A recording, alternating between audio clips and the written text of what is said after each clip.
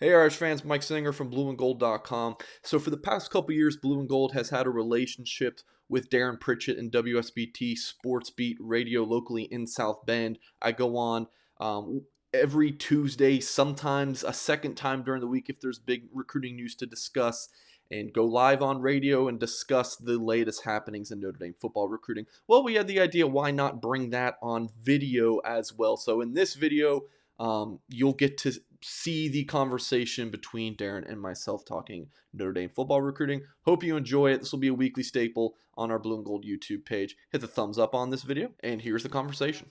I'm Darin Pritchett, joined by Mike Singer, Notre Dame football recruiting insider for Blue and Gold Illustrated, blueandgold.com. Mike, good to talk to you. How are you today? Doing great, Darin. I'm glad to be on, man. Let's talk some Notre Dame football recruiting. Since the last time you were on the program, Notre Dame had a decommitment as Cedric Irving Jr. has decided to reopen his recruitment.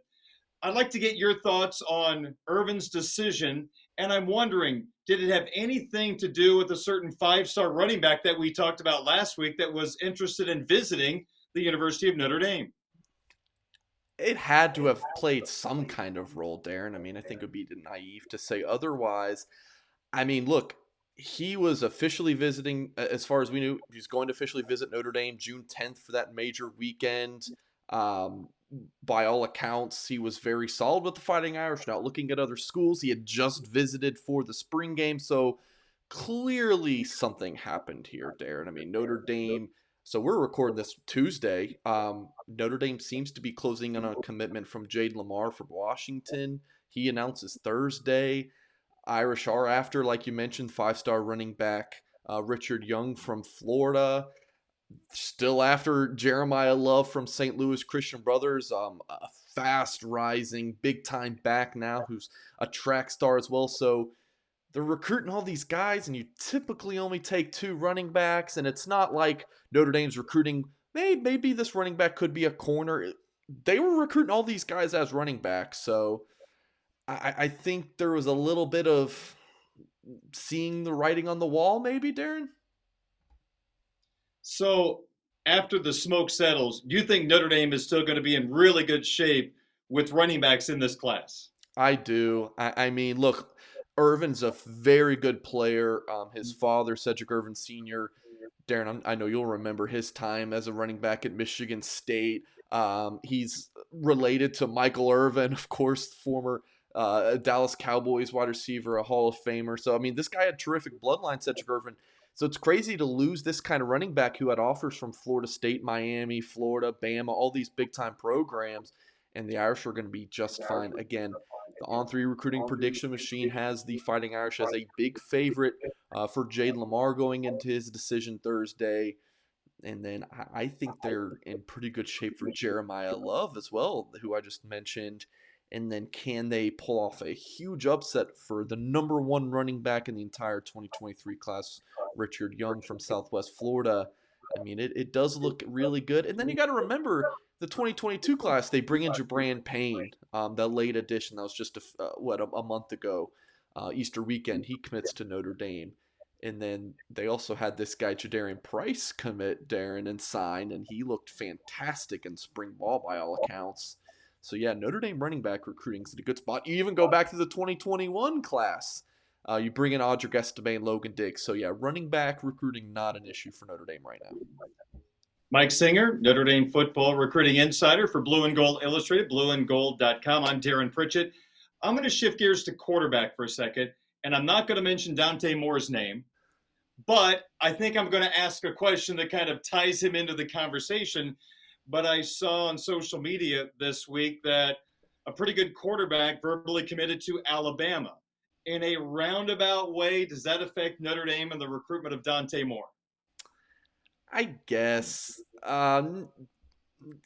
Sort of, yeah. I mean, it would have to be something like this takes Alabama out of the running if they were going to offer him, or LSU is now likely to, because LSU is after this young man, Eli Holstein, they're more likely to turn up the heat on Dante, but they were already recruiting him pretty hard to begin with. So, yeah, maybe, but it takes Alabama out of the Arch Manning sweepstakes, you would think, but now Arch Manning, of course, nephew of Peyton and Eli, he's still supposed to be officially visiting Alabama, so you would think this would be a pretty big quarterback domino that fell, but from a Notre Dame perspective with Dante Moore, personally, I think it's mostly the same. I think we just played Kevin Bacon's days of separation or whatever that game is. A lot of dominoes in between Notre Dame and that particular storyline. So how about something a little different? 2024 quarterback recruiting for Notre Dame. Where do the Irish stand right now? Yeah, it seemed like they've had a big two. You talk about big threes all the time. It seemed like a big two of Julian Sayin from San Diego. Hey, who's the last San Diego quarterback Notre Dame lands? This guy named Tyler Buckner. Don't know if Irish fans know about him. And then C.J. Carr, grandson of Lloyd Carr. And then his dad was a quarterback at Michigan. So it would certainly be an interesting recruiting win if the Irish are able to go into quite literally Michigan's family and landing a quarterback prospect. Also, Adrian Posse is a four-star quarterback from South Florida who Notre Dame offered last summer after seeing him in person, and he's expected to be back on campus to throw for Tommy Rees and the staff in early June. So those are the big three names. So I said big two, so now it's a big three names to keep an eye on. Caleb Downs, he's a safety from Georgia, and from what I've read, one of the top safeties in his class. When you think about Notre Dame had Kyle Hamilton, first-round pick, Baltimore Ravens. They're bringing in Brandon Joseph, and I think the expectation is he's going to be an impact player at the safety position coming from Northwestern, and we've talked, heck, he could be a number one or a first-round pick next year in the NFL draft if he would come out and plays well this year. So now we come to Downs. That'd be a pretty good sequence of safeties to go through this Notre Dame football program. What are your thoughts on Caleb Downs? And besides all the normal things that get you interested in Notre Dame, does it get his attention how high Kyle Hamilton went in this draft coming from the University of Notre Dame? So Notre Dame fans might remember Caleb's older brother Josh, the receiver for the North Carolina Tar Heels, catching a bunch of passes on Notre Dame last fall. Josh Downs, when he was a high school recruit, played AAU basketball with Kyle Hamilton. So there's a long connection between the Hamilton and the Downs family. They go back years. So Caleb's close friends with that family. He knows Kyle well. He's seen the development he's had at Notre Dame. So that's certainly an interesting factor in terms of Notre Dame and Caleb Downs.